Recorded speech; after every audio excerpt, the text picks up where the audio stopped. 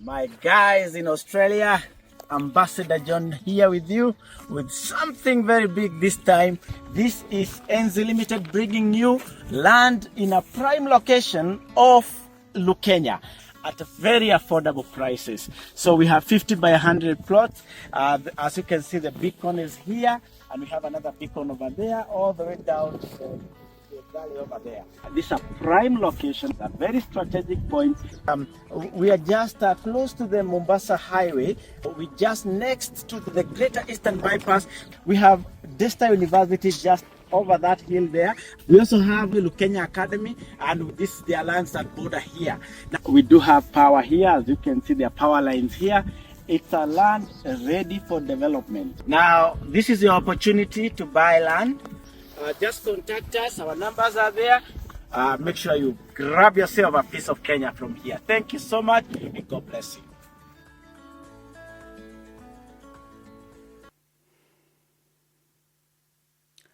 Right. Welcome once again. It's another night here at the Casa Weekly Show. We are coming to you live from the land down under, from this land of the Ghana people. And I would like to acknowledge these lands that we meet on, the lands of the Ghana people. Now, this is the Casa Weekly Show. My name is Ambassador John, as they call me. And I'm glad to be here tonight. Today, we bring you another topic, a hot topic, which is a thought-provoking episode tonight. We want to delve deeper into the political landscape in Kenya. And before we do that, perhaps it's good we just introduce our CASA. CASA means the Kenyan Association of South Australia. And we live here in South Australia. CASA is the umbrella body that manages the affairs of the people who lives in South Australia, the community in South Australia. And before we start, perhaps I'll bring some announcements. As some of you have seen in our WhatsApp groups, the consular services are coming to Adelaide on the 16th of August. The ambassador, the Honorable Dr. Kogo, will be here in Adelaide, and he would like to meet the business persons who operate in Adelaide. Between 8 to 10, we'll have a breakfast for all the businesses. If you have a business, it's your opportunity to come and interact with the ambassador. Then during the day, we will have a student workshop with the ambassador. He is ready to meet with the students. We will have a panel consisting of the education attaché from Canberra, the ambassador. We'll have some education agents and immigration agents. And I would like to take this opportunity to welcome all students to attend this event. And then throughout the day, we will have the consular services being offered. So if you don't have a passport, if you don't have a national ID, if you need a good certificate of good conduct, this is your opportunity. Instead of a burning fare to go all the way to Canberra, don't waste all that money. Take your opportunity. You'd rather cancel one shift rather than travel all the way to Canberra. It's coming to you on the 16th from 8 a.m. to 5 p.m. at the Barton Community Center in Torrens Vale, Ashwin Parade. Let's meet there on that day, and so that you can have an opportunity to apply for these documents. Thank you very much for listening to me, and welcome to the show tonight.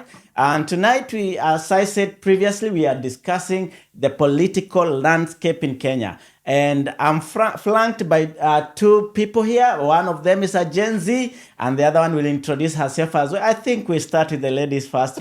We welcome her to the show. Welcome to the show. Introduce yourself and briefly describe what you do or who you are, and then we can proceed from there. Thank you very much. That's okay. Thank you for the warm welcome. My name is Bilha.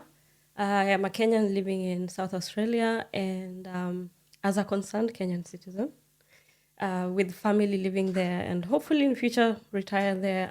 I would like to see a country that is better. I'd like to see systems that are working, and I think like every other Kenyan, we are concerned as to how we're going to get there from point A to point B.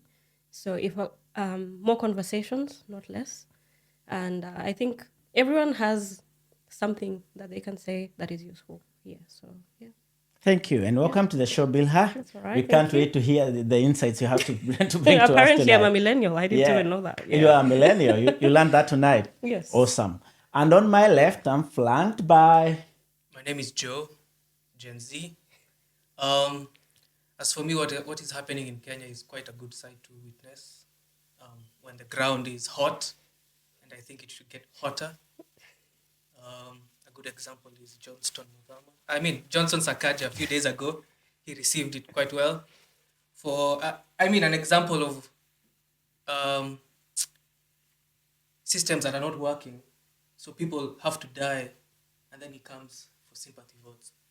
So the ground should get hotter for such people. Thank you. Thank you so much, Joe. We are glad to have a Gen Z tonight. We shall have an open discussion tonight and discuss about our affairs from Kenya. You know, even though we live here in South Australia, we have our heritage in Kenya.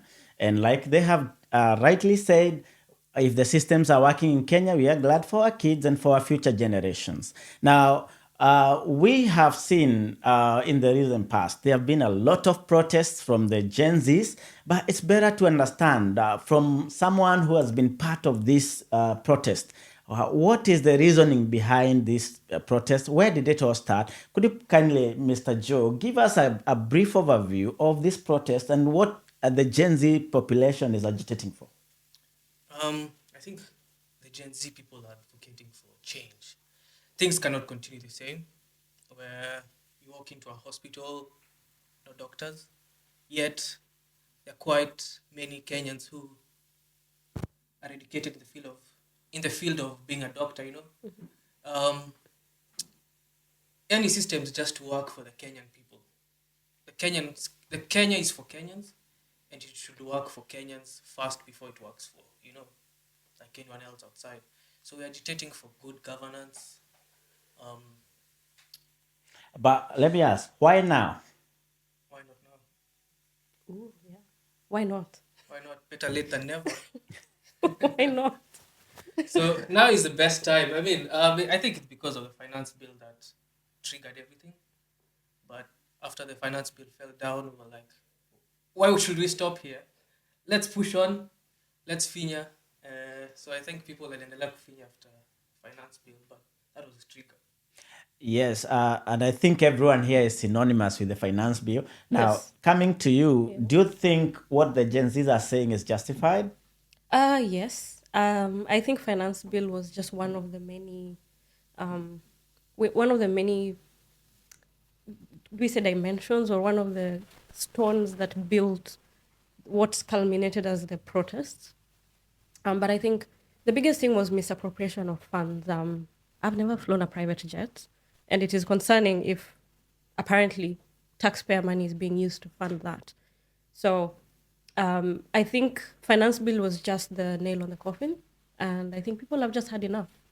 And I think there's nothing wrong with standing up for what you want. There's nothing wrong with standing up for what you believe. As people who have been living in Australia, we can tell that the systems are working. Well, at least enough for us to have a comfortable life.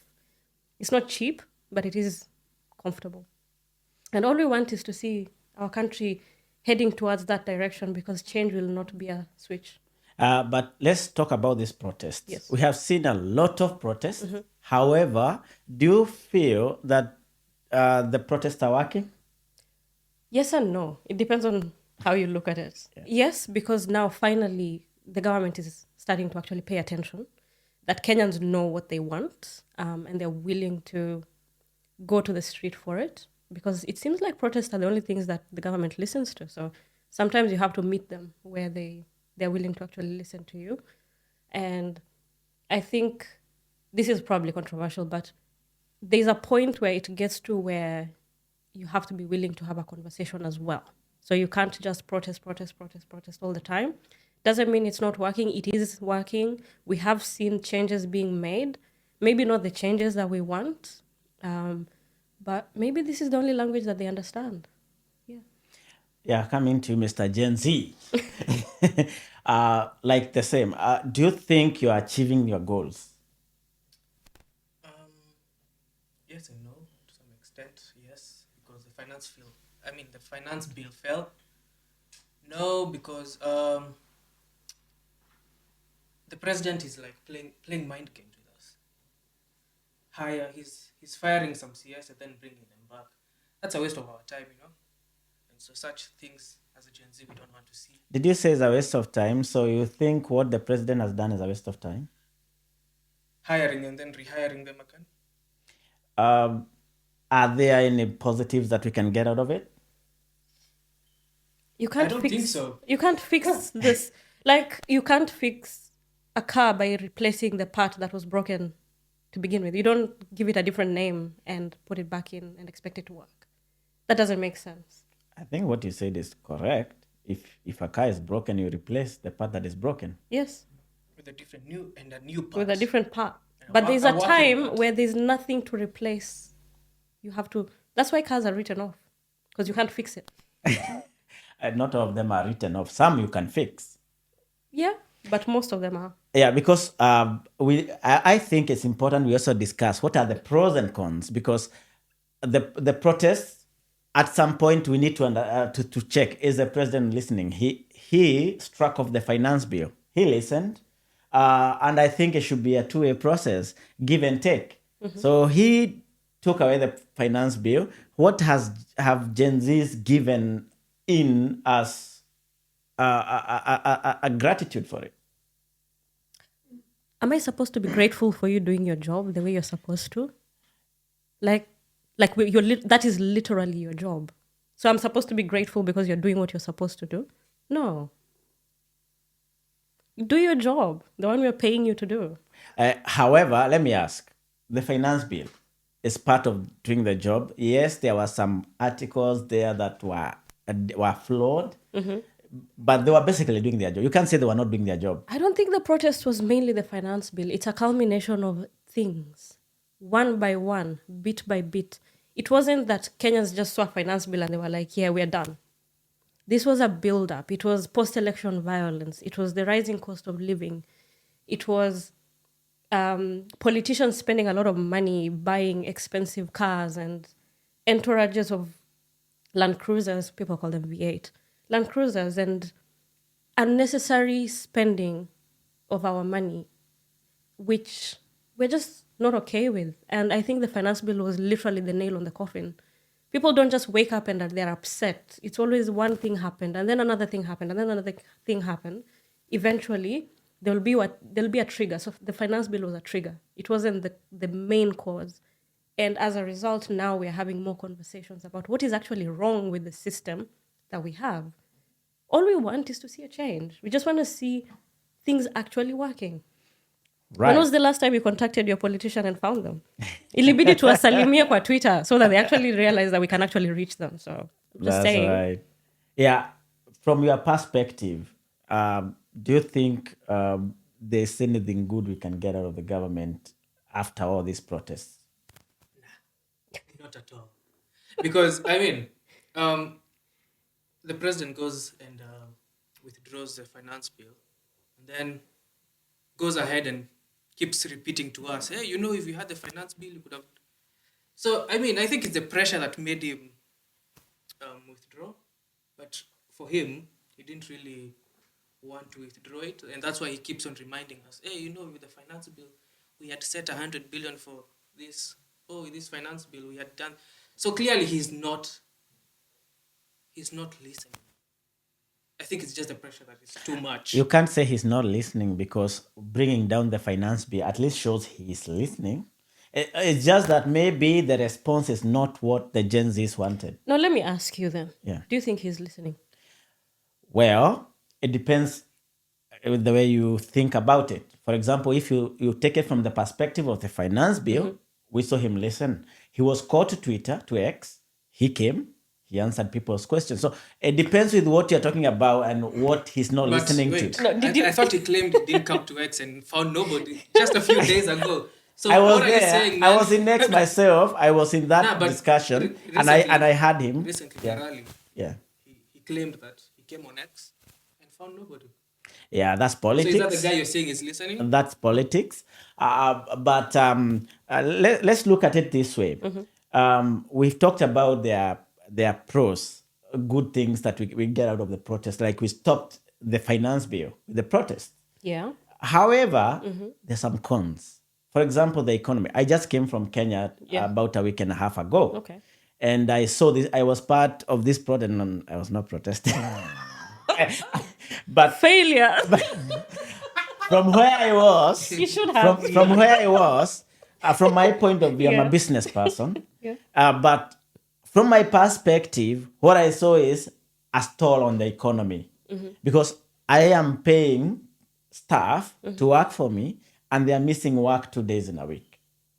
And we have so much or so many people who are in that category where you feel this protest, they are not doing any good for you as a person. So let me- And I think it's important also to think, are we only addressing the needs of the Gen Zs or are we looking at the economy as a whole? Are you not a Kenyan? Are you a Kenyan? Yes, of are you course. are you affected by the same policies, the same government? Because sometimes, I say this with all the kindness, your generation behaves as if you're not part of the system. That is the problem. I don't think that is the right description. What I would say, for example, change has been achieved in the world. But Yes. the only problem that we are having with our protests is the violent part, which I think the organizers of the movement have been unable to curb. Because if there are violent scenes, then us as business people, we are unable to perform. And because of that, they lack the goodwill for these young ones. So I think from that perspective, I think there is a way we can rethink how the protests are done to ensure that you get the goodwill of everyone. Because right now, I was in on the ground, and the feeling on the ground for the people of my not my generation, people who do Kenyans, business. yes. Actually, it's the business people. The feeling on the ground is that it's a disruption. It's not a protest. It's a disruption and it's not a protest. What do you have to say about that? For me, I don't think the protests have any cons, just pros. Because first of all, the government spokesman came outside and said, "We've lost 6 billion in a month." Yet Uhuru said you're losing 2 billion in a day. So I mean, make it make sense, bro. Yeah. By the way, I'm not in any way So- negating the facts that there's maladministration. That one I'm not negating at all. All I'm Yeah. saying is, I think there is a way we can achieve these goals in a different way. For example, I'll give you an example. Mahatma Gandhi, known all over the world, he achieved a lot of changes without having been violent. We have seen Tiananmen Square in China. Tiananmen, I think. People gather there, Yeah. they fast. They have different ways of doing protest. And I think we just need to identify which will work for Kenya. Because right now, like you rightly said, people are on the streets. But he is forcing what he wants. Whether it's like telling you like it or not. But do you know, for Tiananmen Square to actually become a place that people go to protest peacefully, people died. That was the origin of Tiananmen Square. People were killed by their own government, literally like a firing squad. So But I think it can't takes- happen now in this Obviously age, not in this now, time but and that age. is how Tiananmen I Square think came to if we be. approach it in the same way it's been done elsewhere, I think it can work better with minimal loss of life and property. For Because me, I think we had the most peaceful protest ever. And it was the police who turned everything around. And made it let me pose this to you. violent. Assume you are the police and you have been put there to quell the protest. What would you do different? Just wait a minute. These guys, I was there on the ground. I was there. The guys were hurling stones at the police. Tell me what you do different. Do you know why they hurl stones at the police? Because we hate the police. Why do we hate the police? Because the police... You're hitting the wrong person. No. It's the right person, actually. The government is what you should hate. No. The police should use their head. Why are you killing someone who is peaceful? Yeah, the killers those ones should actually be prosecuted. But I'm talking about like the way the protests are turning violent.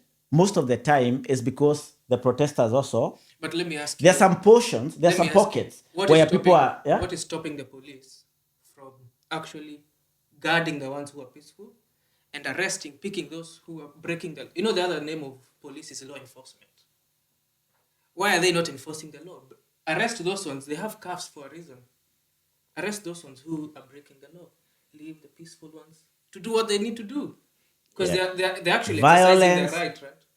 Violence, whether it's coming from the police, whether it's coming from the protesters, should not be condoned.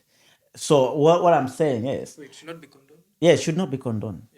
If it's coming from the Violence is police, never the solution. I agree. all the protesters, violence should not be condoned, because actually some people are saying some elements in the government are paying people to go and cause havoc, so that to give the Gen Zs a bad name.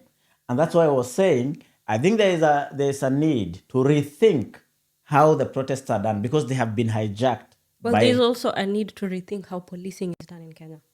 Like, it's the whole system. It's not just the police. Truthfully speaking, the whole system at the moment is not working. And the problem is we're trying to address symptoms rather than the problem itself. No, I think not addressing the symptom, I think maybe you could be right, but in my opinion, I find that we are also becoming part of the problem instead of becoming part of the solution. How are we becoming part of the problem? Especially that part of the violence. Because for me, violence begets violence. True. Yeah. But Are you- sometimes violence okay, so are you claiming culminates the in whole peace. protest was violent? In most parts, there was a lot of violence. Look at it even when they went to parliament. Look at it. Look at it, the photos that we saw from the inside, even breaking the walls.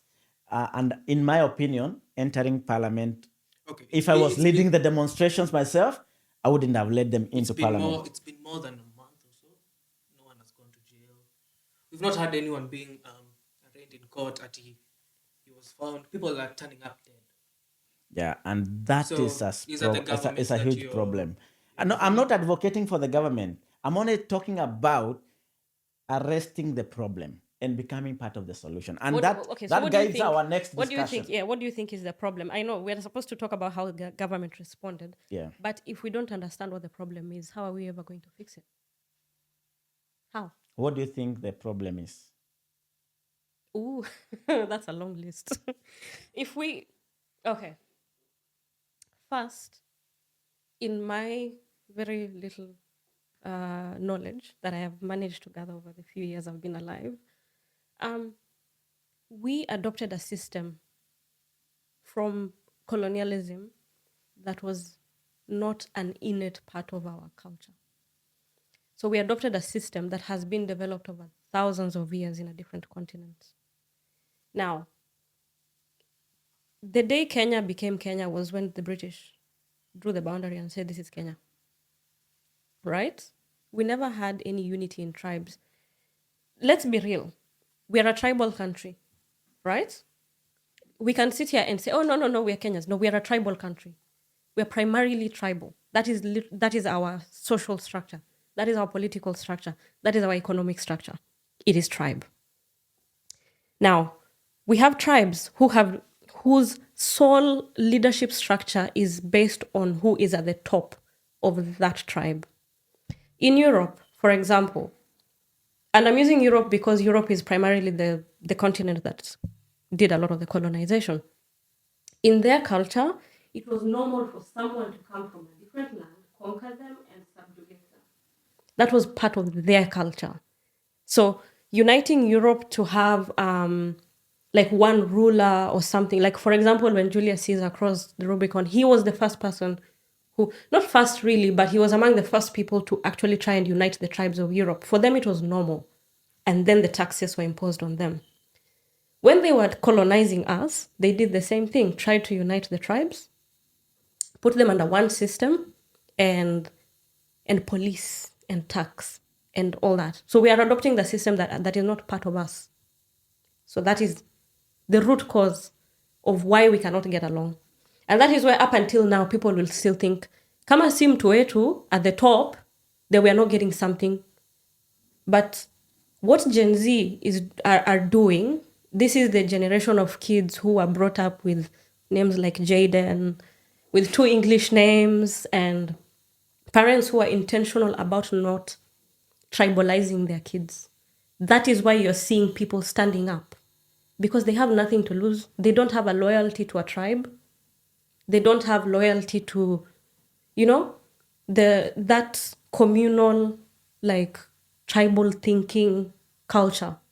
That is why people are now starting to say, hey, by the way, the rest of the world is doing just fine without the tribe and without the mtu wetu syndrome. Why can't we have the same? Now I'm saying it will take years for that kind of change and the kind of structure that we want to see in Kenya to happen. Because, to be honest, any generation, anybody born before 1995, before 1990, 85, anybody born before that, they have to be out of the system before we can move. That's a harsh one. I don't mean that in I don't mean that in like I'll get rid of them, but Because you know what I mean. I know what you mean. Yeah. I think let me start by this. I see it from a different perspective. That's fine. Well, we could all be right. Or all wrong. Or we could all be wrong. Yes. Yeah. I happened to go to Rwanda when I was in Africa a few weeks ago. Yeah. And up to that time, I thought the Hutu and the Tutsi were tribes. Until I learned it was an ideology. There is no Hutu and Tutsi. They speak the same language. Ooh, so I went didn't know that. You have known now. They were categorized in terms of how wealthy you were. So if you had more than 10 cows and above, you became a Hutu. If you had less than that, you became a Tutsi. And the white person, like you said, divided them along those lines. And now there was a Hutu and there was a Tutsi. And that is the same problem I see in Kenya. It's not a tribe. Because look at it. When we fought in 2007, 2008. Oh, that was tribe. No, let me bring to you its ideology.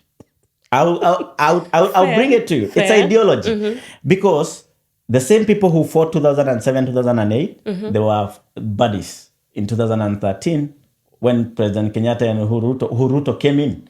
So it's an ideology. Rich people don't know tribes. It's an ideology. Same thing. Because rich people don't know racism. Yeah. Same So thing. the same way the understand. white person divided the people in Rwanda along the Hutu and Tutsi. Yeah. Now we don't have it. Now we have Kinyarwanda. But the same way he divided them and made them fight and kill all the Tutsis. Most of the Tutsis were killed because they were poor. The same way is what is happening in Kenya. There's an ideology. Because I happened to go to school in Nyeri. And when I was in Nyeri, I saw roads that had been built by the white person. They had not been repaired. For more than 30 years, they have been in the same state. When you sell an ideology, the ideology that was sold to Kenyans upon independence was that it's survival for the fittest. That's the ideology that came. And that's why so many people grabbed land. And that's why even now, even the ministers who are being taken there, it's just survival for the fittest. It's about the ideology. Look now, we have everyone in government, both opposition and its ideology. I don't think it has anything to do with tribe. Ideology is what, in my opinion though, ideology has killed us. What do you think, Mr. Gen Z? What do you think about this discussion? Yeah. What do you think For me, about what the problem is? the problem is, Yes. first of all, I think both of you have a point. But the major problem for me, I don't know. It's just a cocktail of problems. Yes. As for me, that's what I see. It's just a cocktail of issues and problems, some of which we should have solved probably during independence, but now we're still facing the same challenges as our ancestors, which is, for me, is unfair. With all the resources that we raise to solve such issues, Yeah. Thank you. Now, I'll give each and every an opportunity. Now, everyone here is saying Ruto must go. Maybe by me, I'm neutral. I want to give you an opportunity. Now, Yes. assume you are President Ruto. What would you do for Kenya? I want us to speak about the solution. What is the solution? What would you want to see in Kenya? From Australia, you have seen the development and everything. Let's start from here. Tell us, you assume you're the president of Kenya. What would you like to see in Kenya? Based on my economical background, and as the famous economist said, Thomas Sowell, there are no solutions, only compromises. There's no solution. You give up one thing for another. You have to compromise is the solution, quote unquote. So there's no template fixing, there's no template solution. But like any other change that needs to happen, I think there has to be a complete shift in mentality. I was listening. Has any of you heard the CTA by Martha Karol? I listened to the entire 7 hours of her conversation, and I find her to be refreshing to listen to. She is someone who understands accountability. She is someone who understands actually following the law. To me, Martha Karol is like the model leader for Kenya. That is the kind of person we want. Okay, I'm not here to campaign. I'm not trying to advocate for someone to be voted in for president. Just my opinion. Okay, so if it was up to me, like, it's a very tricky question to answer because there isn't a template solution. I do think there's things that can change bit by bit. Accountability needs to start from the person. One thing that I always say, since I've been here, I've noticed that people are generally honest. People are generally honest. People will pay their taxes. They will declare if they made any cash. They will actually say that I made this amount of cash and they'll pay tax on it. And that is because the system is set up to work. So there isn't a template solution, but if we can have more conversations and start looking at accountability, and it has to start from the Mama Mboga, because we like using Mama Mboga as the smallest unit of society. If it cannot start at your own home, being honest, it doesn't matter who we put at the top, because everybody will want to pay their way out. Everyone will want to bribe their way out of a situation. If you had a chance to bribe, you will, right? It starts with us.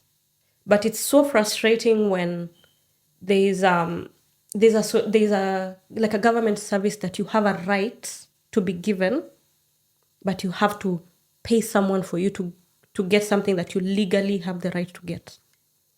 So generally, you can't fix a system that is broken with broken parts. But you also can't say Now, there is no solution. Assuming you're President Ruto, where will you start? Oh, yeah, I've never thought about that, to be honest, because how I look at it, I did economics in uni. Policy needs to change, and the constitution needs to be followed. No exceptions. Nobody is above the law. We start with that, because I think if there's a reason a constitution is there. There's a reason we pay tax. But if I don't, generally speaking, if I don't see where the money that I'm giving the government is going to, it's very hard to be loyal to a system that doesn't serve you. So I think the system, the way it is run, the bits and pieces that make it up, judiciary, court cases, people who have more money than the other person not getting their way, it's complicated. And I don't think we can sit here and say there is one solution. There isn't a solution at the moment, but there is compromises that we can make moving forward. But it has to start from you. You have to do the right thing, encourage people to do the right thing. If we do that, it's like a domino effect. If I do the right thing here, and you do the right thing there, and the other person does the right thing, eventually it will work. But it will take years. We cannot sit here and say it will take one government 4 years to change. It's not going to work. Absolutely. It will take time. Yeah. But we have to be willing to sit through the discomfort of the change, which I don't think a lot of us are, especially Gen Z.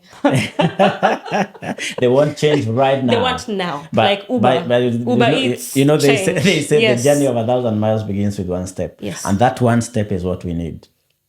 It starts from you. It starts from me saying, moving forward, I will no longer pay bribes to get something that I am legally, I have to have. It's a right. But why do you think people pay bribes?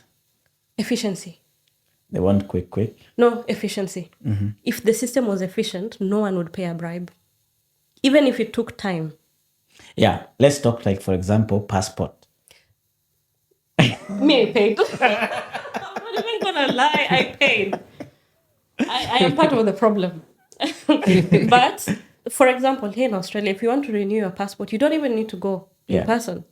Australian Online, Post. Yeah. Australia Post, you go to if you have to take Not a even photo, to renew, even to apply. even to you don't apply, go anywhere. except for taking the photo, Yeah, photo at the Australia Post. and it is delivered to your house. Yeah. That That's is right. efficiency.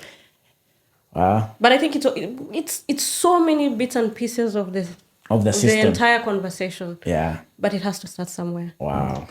That is awesome. Thank you for your insights. You can make it president.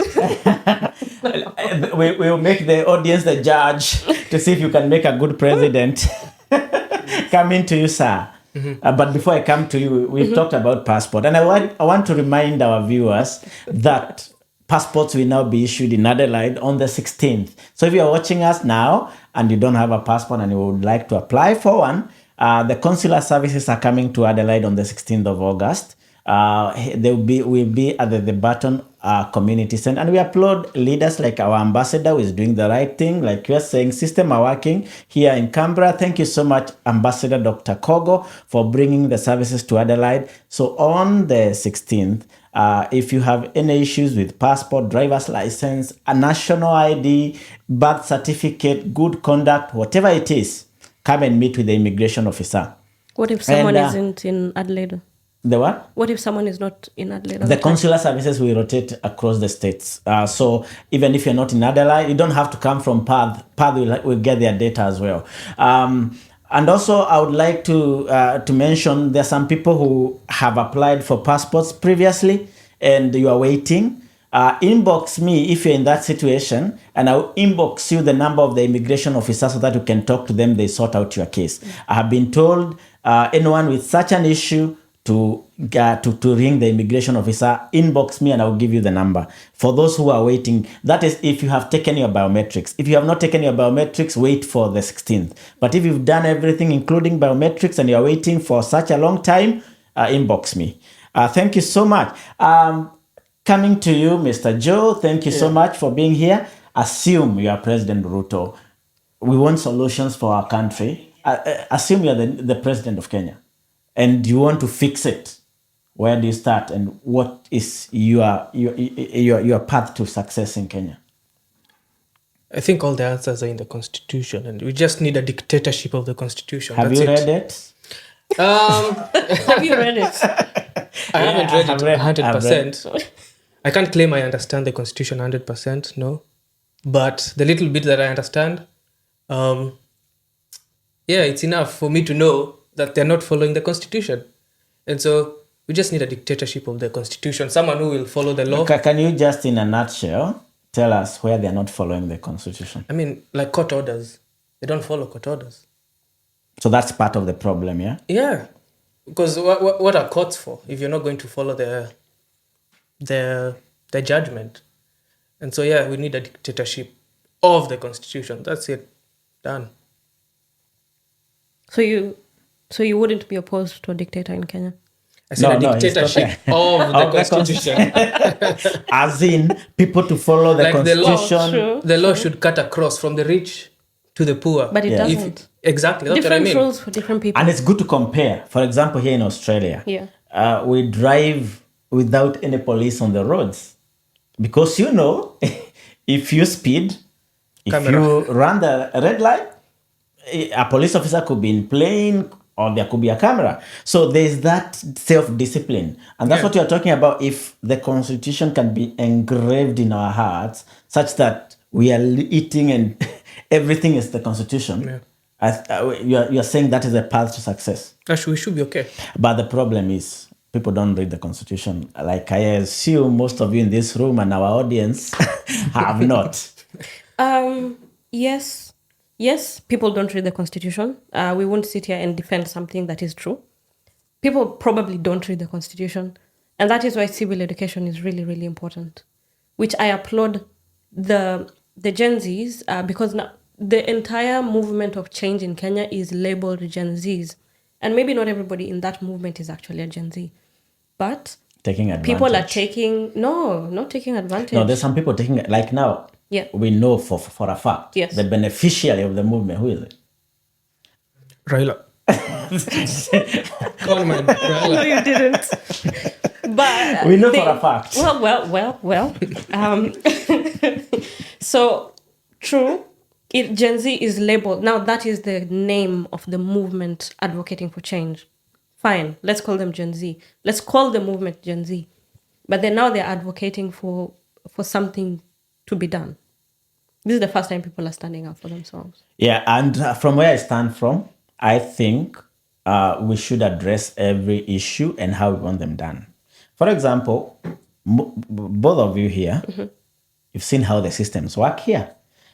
And I think if we elect people with a vision to make Kenya a country that runs by the system like he wants, the constitution, we need people who have lived the system as well. So I think it's high time you guys go back there and become leaders. When we are talking about, I have listened to X. Most of those people in X, they are overseas. There's a huge brain drain.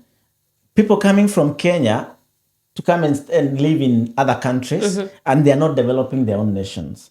And that brain drain, I think, if we can get these people back to the nation, we get the labor back there, and this recycling of ministers, for example, if they gave me, for example, the Minister of Planning and Transport, there are things that I saw when I was in Kenya that I would like to fix. And when they are vetting them, I didn't hear them. For example, we need to remove the police officers from the roads. But let me go back first and say the main problem in Kenya that makes me give a bribe, the other person give a bribe, stems from poverty. It stems from poverty because people are poor. We don't take care of our people who are unemployed.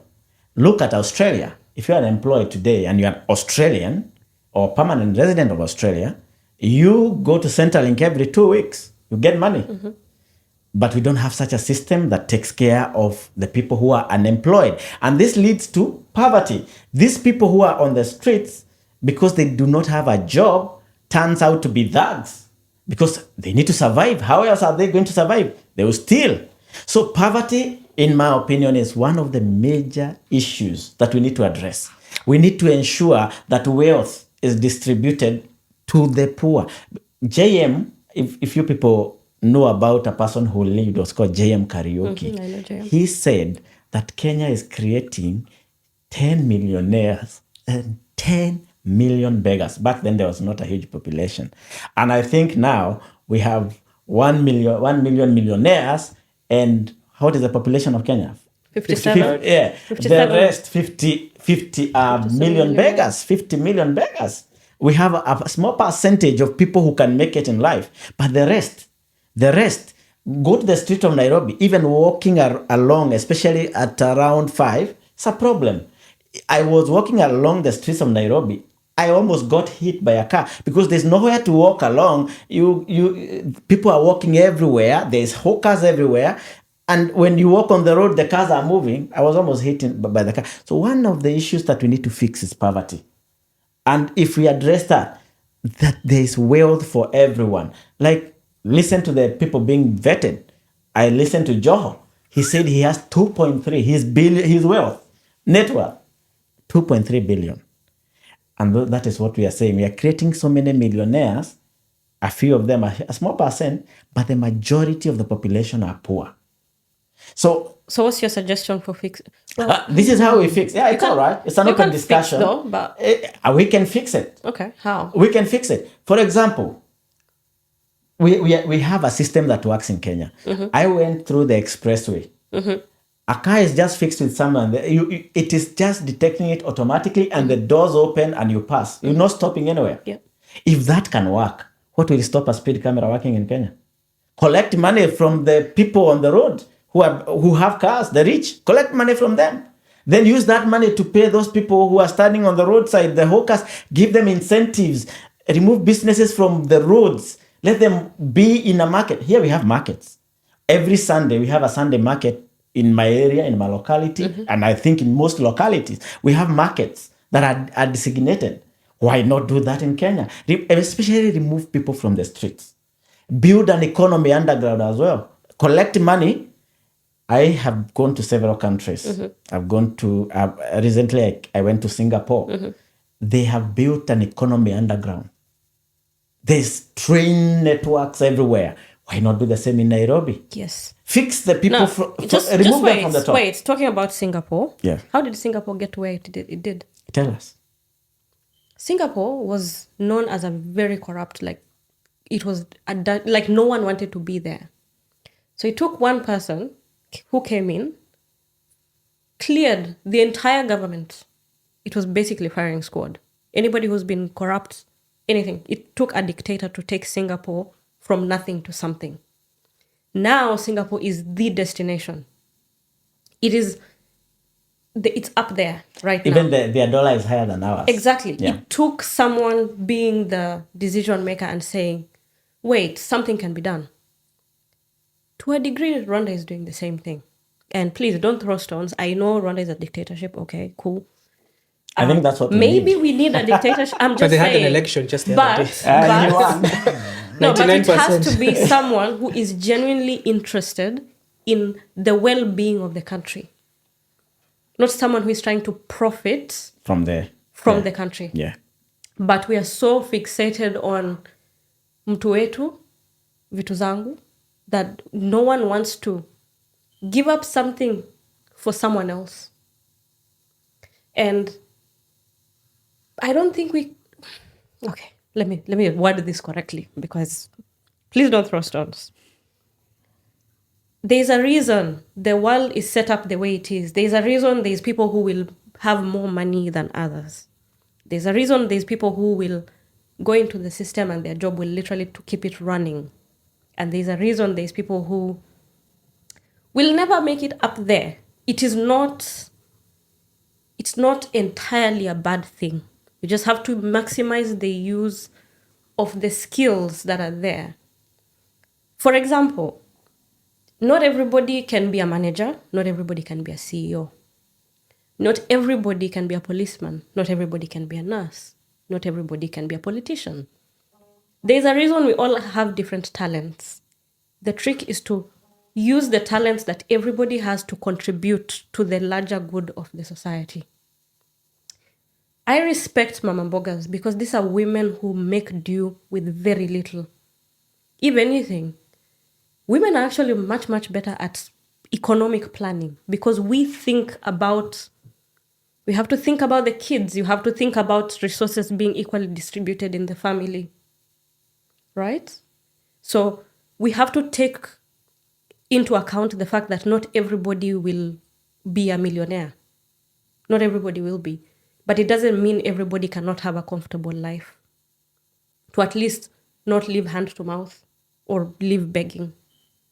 That's what I'm saying. There's a lot of little skills that are not the template CV skills that are being let, like we don't even pay attention to that because it is not the typical white collar skill. We need to industrialize.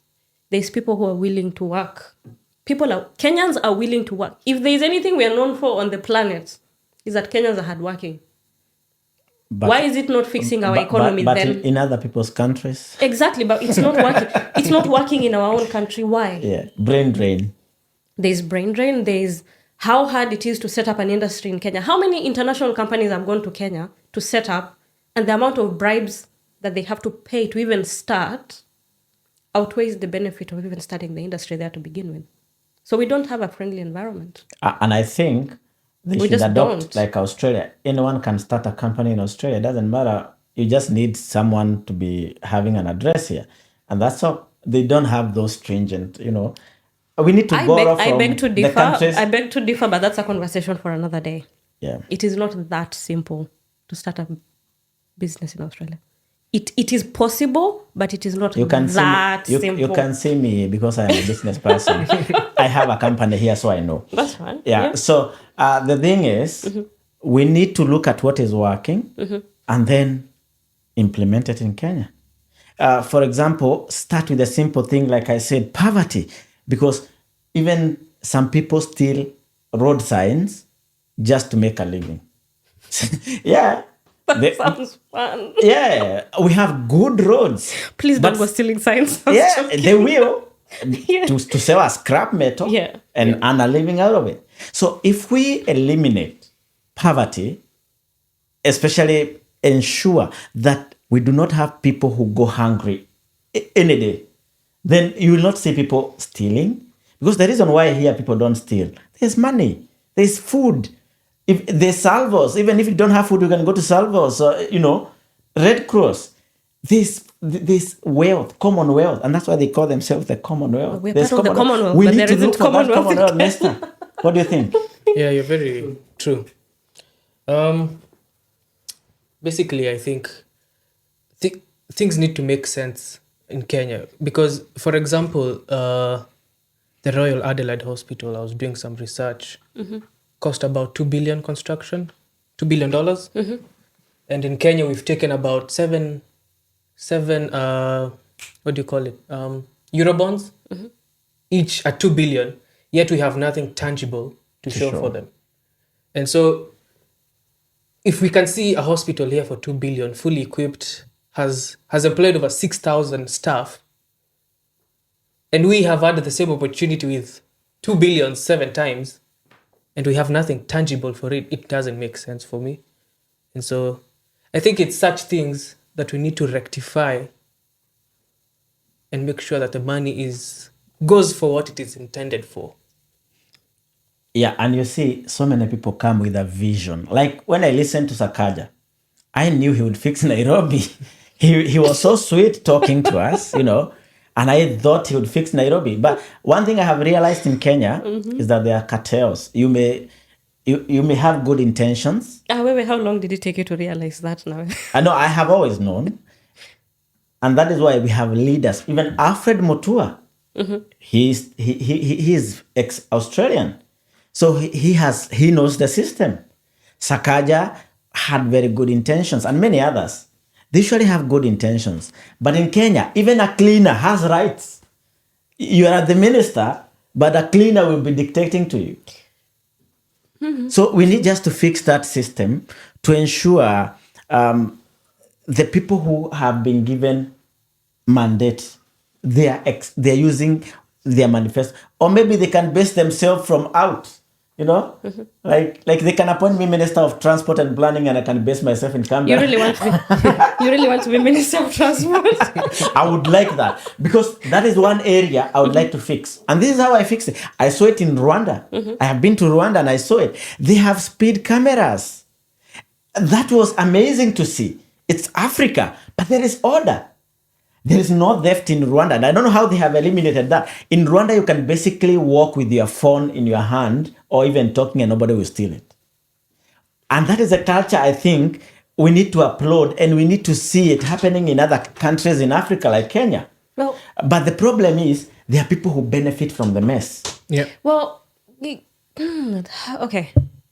Have you ever thought that maybe politicians are not particularly interested in helping you because once they help you, they will not be able to control you? Of course. And that's what I'm saying. There are some beneficiary of the whole quagmire. And for the system that works, do you know the reason it works is because punishment is quite severe? Yeah. Continue.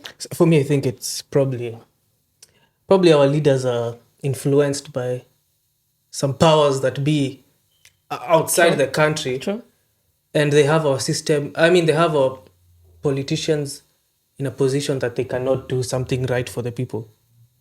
And so that's why I mean, make it make sense why Oparanya a few days ago will say the government is bad. But once he's appointed, suddenly everything. Because one of the rules of power is never bite the hand that feeds you. So they will always feed the one that is criticizing them the most. Because the other rule of power is keep your enemies close. Keep your friends close, but your enemies even closer. So But why are we playing politics with people's lives, though? That's how the ruling class stays in the ruling class. So let's assume we get the right people. I think they need to operate from somewhere, from cloud, because like I said, like I said, the main issue in Kenya is the beneficiary of the mess. For example, the police will want to stand at the roundabout and wait for people who are making mistakes so that they can gain out of that. And that is a culture that is everywhere. So there's those who will want the hawkers in the streets so that they can come and get something out of it. They give basically like a tax to someone every day to be there. And you see, people like the city council or whatever they are, so now I think they are county council, they shouldn't be arresting people. I see council vans arresting people. That's the prerogative trying of the to make police. money, yeah. That's the prerogative of the police. So that is the reasons why we everyone is just trying to see how they can benefit themselves.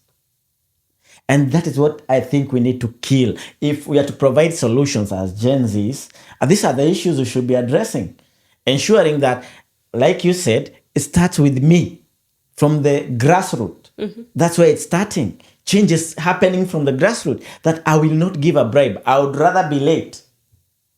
But then you But we say, shouldn't have to. But that's the thing, we shouldn't have to. but it has to start somewhere. Sacrifices Yes. you talked about compromise before. Sacrifices have to be And made. compromises. Now, there's something else that we need to be cognizant of.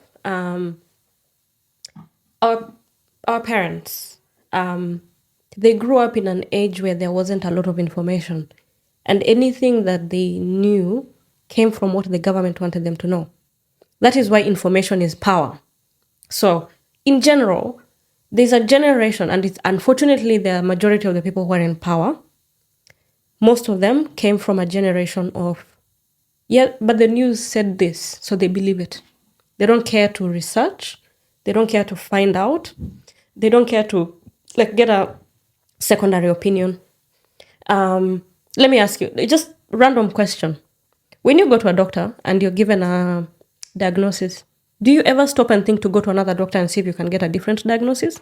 Or do you believe them? You'll believe them at the first point. Yeah. Now, we have a generation of kids who will Google their symptoms, Google their symptoms, chat GPT their symptoms, talk to people around them. By the time they're going to the doctor, they have a pretty good idea of what is going on.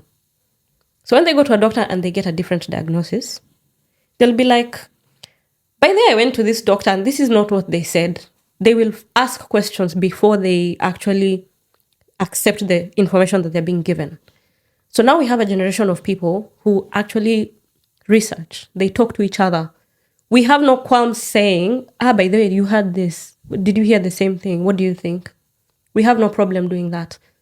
But our parents walikuwa wanaambiwa, leo rais alifungua dam. Our president is working. Leo polisi walishika mhalifu. Police is working. There's no questions asked.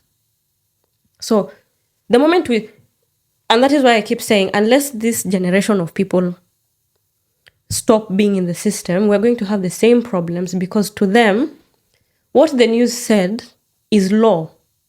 But one thing that I've learned is that what we get in the news is what they want us to know. Whether it is actually what happened, that's a different conversation. So until we start question everything that you're told. It is not, usisikie tu vitu na kusema, okay, that's it. Research, find out, and talk to people. Talk to Gen Zs. We have time to talk. We have time to have conversations about what did you hear? What did you think?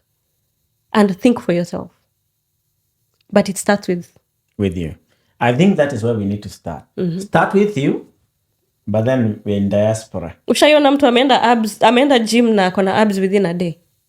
Nah, it has to take it is baby steps. It takes, and it's all in the mind. Yes. So you have to start somewhere and build.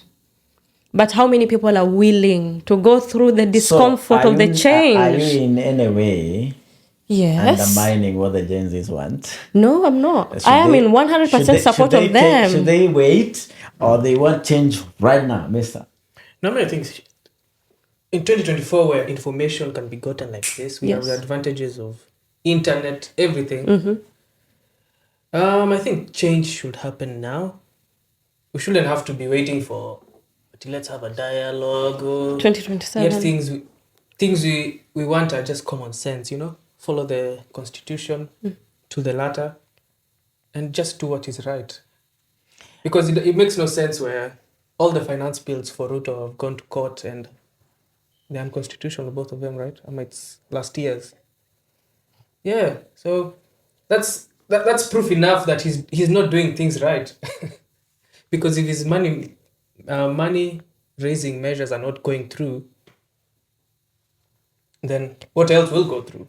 Yeah. I think we need to accept the fact that we are not opposed to paying taxes, because when when people raise awareness and say, hey, the finance bill, our taxes. First, out of the 57 million people, how many people actually pay tax and actually pay what they're supposed to pay? So here we have a very small informal sector. And I am not trying, we are comparing for the sake of conversation, but obviously this is a system that has been built over years and years and years and years of planning. But I'm thinking, if the money that we pay as tax actually did what it was supposed to do, I think a lot more people would actually be inclined to pay tax because they saw what it did. And we're not saying it is all bad. How many people, did you ever benefit from help? Yes. So, and you don't have to pay it back? I paid it. Oh, you pay? Oh, I didn't know. People pay it back.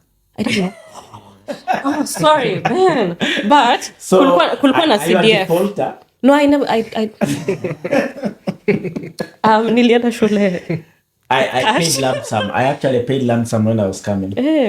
Rich people. Anyway. No. So It we have wasn't much, okay, let's say CDF, things like CDF. Kuna watu wenye wamesomeshwa na CDF.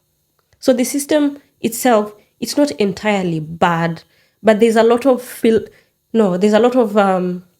ni kama kichungi. Kuna places zenye kuna mali vitu inapotea and we don't see where it's going. And this obsession with the next election is even something stressful. else. Yeah. Like policies regarding the members of parliament, because you are creating people who will have hunger for money. Yes. Because now they are allowed to diminish their payslip. Even I saw one that had 2,000 shillings. Yes. What will stop that person? Kwaisan. Yes, from stealing. Yes. Yeah, so here you can't do that. Yeah. They will ensure you can't take loans if you don't have a good salary. That is why we have wage laws here. Yeah. And that is why even ministers, they cannot make beyond a certain amount of money. But it's also because the system works. So we really, I think we are going back to the same point that we need the system to work. Yes. But we need people who will have the will to make it work. Yes. Because most of the people we have in Kenya right now, they are beneficiaries of the wrong systems. Yes. And they're not willing to let it go. Yeah, because they will lose their benefits, essentially. Take from everyone who is in government, the police, start with the lowest ranks. Yeah. Everyone is looking for an opportunity to exploit the next person. Yeah. So if we fix that area, especially even the way we remunerate our employees, because here you would not feel what is the word? Embarrassed to be a police officer. No, it's actually a proud job. People take it as a family lineage. Like, my grandfather was a policeman, my father was a policeman, so I will be a policeman. And you will find kids, they take pride in it. You'll find kids saying, when I grow up, I want to be a police officer. Yes. But is that the case in Kenya? No. Police officer, I think, is when... You can't make it anywhere else. There is those things we call zero elsewhere. Yes. It is sad. It is very sad. Yes. Because here, those jobs, like, I have done very weird jobs here. When I came. No. It's not weird. You worked. Yeah, To you, it's weird, but it is a job. No, not for me. I'm saying for people in Kenya, that would be a weird job here. Like a domestic, They would say like you're a domestic, And even now, if you go, so you may hear people what is the word? They are mocking you, saying that you come and brag here, and whatever you do up there, you just wipe people's butt. You know, there are those things, kind of things that goes on in Kenya. But what they don't know is that the government here has made a law to ensure that whether you work in the domestics, whether you are, there's a minimum wage you can be paid. Yes. So no one is at loss. Yeah. And that is why anyone can afford whatever they want. You can afford to live wherever you want. Yeah. You can drive whichever car you want. You may find a cleaner driving a Range Rover Sport. And you find someone working in the bank driving a Toyota Premio. By the way, you know, cleaning pays. Yeah. So cleaning pays very well. That was one thing when I came here was very hard to understand how like people who are working in construction are rich here. But when you go back home, kazi ya mijengo. Yeah, it makes absolutely no sense the quality, how that works. The quality of work that they do is pretty good as well. But it's also minimum wage. The minimum wage laws keep that in check. Yeah. Yeah, because in Kenya you can employ anyone and pay them whatever you want, as long as they accept. Yeah. But here there's a law guiding what you can pay someone. Yeah. So that makes it some form of equality. Yeah. And then if the more harder you work, the more you earn. Yeah. Yeah. In Kenya, the more harder you work, like those people who work in the construction, like you said in Kenya. Yeah. Those we call handymen, yeah? Those mkono. Those guys do extra work, but they get the lowest pay. Yes. They get the lowest pay. If you do that here, you become a millionaire. Yeah. So I think these are things that need to be relooked. Like how we remunerate our people. People who are termed as or mocked for what they do. We elevate them. We come up with a minimum wage that you can't pay anyone less than 20,000, for example. Because our teachers are paid really well. Yeah. You find some Indians are paying people 10,000 shillings. Yeah. And someone is working at a hardware the whole week, 7 days a week. Yes. 10,000 shillings. That's exploitation. Yeah. It's abuse. So I think if we tackle poverty from that perspective, ensure even those who work in the domestics, I think they raised it to 10,000 now. You can't pay a domestic less than 10. But people are still doing it. Yeah. Yeah. Still minimal. Yeah. So 10,000 is not enough I think to survive we in need to Kenya. ensure that people who do work hard, they get paid. So that we eliminate poverty. Yes. Once we get poverty out of the way, some of these things will be automatic. Because, for example, you tell people do not hawk. Why would they hawk if they're earning money? I disagree to a point, but that's I think that's a much wider conversation. They would establish a better business than stay on the streets, running with the city council. Yeah. They would establish a better business. It depends with what you are earning. That's why we don't have it here. Here there are designated areas where you can do your hawking if you want. You just can't go like to Main North Road and put your stall there. No, yeah. You can't. So you gotta follow the law. And if we can engrave that in people and start with people who have cars, they're creating a lot of disorder in Kenya. And that is where we need to know, how does the government collect money? Not through taxes. Look at Australia. They take a lot of money from foreigners. Look at the education sector. The money Australia gets from international students is enough to make so many roads. Yep. You know, the money they get from speeding fines. You know, people who drive cars have money. Speeding fines, simple thing. Get money from that. But we have cars because we have to. You cannot move around without. In Kenya, the people who drive it's a luxury. Maybe. Most of them, let's say 50% is luxury. So those people have money. Let's say 50% of the cars on the road, except matatus, those people have money. So if they are breaking the law, they should pay for it. So for you, it's like the rich should pay for the poor. Not necessarily, but I'm saying we create an order, a system where we can collect money, where we can be able to collect in a better way than taxing everyone. Yeah, because there are better ways of collecting money. Like I told you, this government here, the less you earn, the less tax you pay. The more you earn, the more tax you pay. Same system implemented. Now the MPs in Kenya don't pay taxes. Somebody can say they have 2 billion because they don't pay taxes for that. If they were being taxed, maybe 1 billion could have gone to taxes. There's a lot of ways that we can collect money, and I think we are not collecting it. And at this point, I want to bring our online army, Thank you to everyone that has been watching. We appreciate you watching us. There's Frankie Leo is saying there's no such thing as ideology. Oh, he went back to when we were talking about ideology, and he's saying straight up tribalism. Or should we share here the list of the same tribe dominating literally all government departments in Kenya? Same tribe, names everywhere. Absolutely no such thing as an ideology. That's why we said it could be right, it could be wrong. But I have a question on tribalism. Are we really tribal when it's only the politicians who are tribal? Because me and you, down here on the ground, we really don't care. And that's why I said it's an ideology that we get sold during elections. Or like now, we are being sold the ideology that with Raila in government, things will be okay. Yeah, that's the ideology we are being sold with the right, and there has been calm now. It's an ideology. It's not tribalism, I think. Yeah, it is tribalism. It's both, I think. It is tribalism. I don't believe there's tribalism in Kenya. There is. Because even in high school, you go to high tribalism. school, you go and meet a Maasai, you meet everyone. Yeah. And you don't care. Live along So that. how you not tribal at that point? But at this point It's now ideology. you're tribal. Look at it. How Makes no How many sense. Christians do you have in Kenya? How many people go to church every Sunday? A lot. And they are different tribes. Exactly. They So we meet cannot be every tribal. Sunday. They have a Kikuyu pastor. They have elders who are Luos. They have others who are Kambas, and they manage to worship God together. But those same people talk about politics. Now you start saying, I'm thinking is something that is sold, an ideology that is sold to us that divides us. True. Divide and rule. Like I talked about the Hutu and Tutsi. There was nothing like Hutu and Tutsi. It was, but many people, even you, believed there was a tribe called Hutu. There was a tribe called Tutsi. Yeah, but Kenya, it's not the same. No, I'm just saying you can be sold an ideology and it becomes fatal. Like what it happened. We have both. Yeah. Yeah.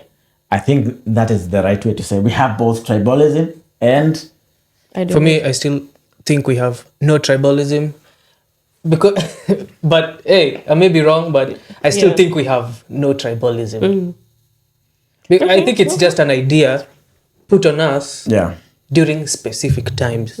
Especially the election. Because most of the time, drinking times, we are good. People go to watch Nobody soccer cares together. where you come from. People who support Man U and Arsenal, they will be together in the pub watching and having fun. You go to school, you meet Church, all school. kinds of people. That's a Gen Z talking, by the way. A millennial. So you meet know what? everyone. No, I'm just saying. Look at my kids. Look at my kids now. People who are born in diaspora. What tribe are they? Nothing. And They're not only those who are born in diaspora. We have people in Kenya who have intermarried. What tribe are they? Yeah. That's why at the beginning I said we have a generation of kids who have no loyalty to tribe. But we can't sit here and say there is no tribalism. That is a lie. But we also can't sit here and say there is no ideology. And case in point, what I said about the generation of our parents who were told what to think, who were told what the government did, who were told. But we have to be clear here. Ideology works. And look at it. Once upon a time, we had a minister. I don't know whether you guys were alive then. His name was John Mishuki. He came with an ideology. Mishuki rules. Until now, if you go to Kenya, the matatus, they only carry 3 people each. That was Mishuki rule. He came with that ideology that in Kenya, matatus are going to follow this law. And it became law. His ideology. It works. And if we have several leaders like Michuki, I think it can work. He was so good in ensuring, like you said, dictator. It was in a dictatorial way. And I think actually what we did in Kenya is a dictator. I agree to a certain Look point. at Rwanda. It's working well. Systems are working. Like I told you, I walked in the streets of Rwanda with my S24. Everywhere I went, I could hold it like that. Nobody would take it. Do that in Kenya. Just try. Fair, I hear you. Yeah. And the reason why they don't do that, because there's an ideology I learned about in Rwanda that if you steal someone's item, you're gonna face the music from everybody. There's that self-policing, which we don't have. And if we do that, if we get to a point that if you give a bribe, you'll be in trouble. That's why I said it starts with you. Yeah. It starts here. Summary. It starts here. Thank you so much, John Kema. You're saying Gen Zs has challenged our status quo, which is true. The Gen Zs have really challenged our status quo. Never before have we seen the scenes we saw and unity. Like there was no tribe. The Gen Z ideology is an ideology. Yeah. And that one is what is going to lead Kenya to where it's supposed to be. That a is good true. ideology, but we need to do it right. The Gen Zs, I think you need to relook in how you do starts the by protests. Intermarrying, it starts by Already it's done. it's happening. Like in our family, we hold a family gathering. I don't know what tribe you can speak, what language you can That's speak. good, but that's good. Yeah. And I know there are many families like that. Yeah. Yeah. You can relate to that. I think even in your families, you have people who have intermarried. So, Yes, that's why I'm saying we're Yeah. not tribal. yeah. Gen Z especially. We're just Kenyans. Yes. Yeah, so thank you to everyone that has watched us tonight. You've been watching the Casa Weekly Show. Our guest today, we have had Bilha and we have had Joe, who is a Gen Z. Yes. Bilha said she learned today she's a millennial. Probably I knew it. And It's for hard to myself, accept. I I feel young inside. So I think I'm the lost generation here. Like we started by saying we'll be having the consular services coming to Adelaide on the 16th of August. That's a Friday, 16th of August. Do not use a lot of money going to Canberra. Use this opportunity to meet with the immigration officer.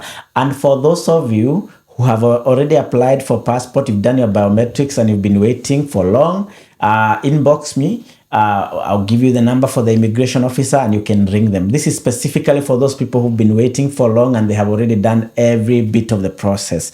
So, and when you talk to the immigration officer, just be straight to the point, talk about your issue, and that's all. So, inbox me if you're in that situation. But if you have not done your biometrics and you have done everything else, wait here in Adelaide on the 16th. The biometrics will be taken from here. And all this is thanks to our ambassador, Dr. Kogo, who has made this possible. It's good to give credit where it's due. Thank you so much for watching. This has been the Casa Weekly Show. And make sure you tune in. This is not the end of the conversation. We'll be back. I think this conversation cannot end. Yes. This is a conversation that we can discuss more and more and see how we can find solutions for our country. Thank you so much for watching and good night.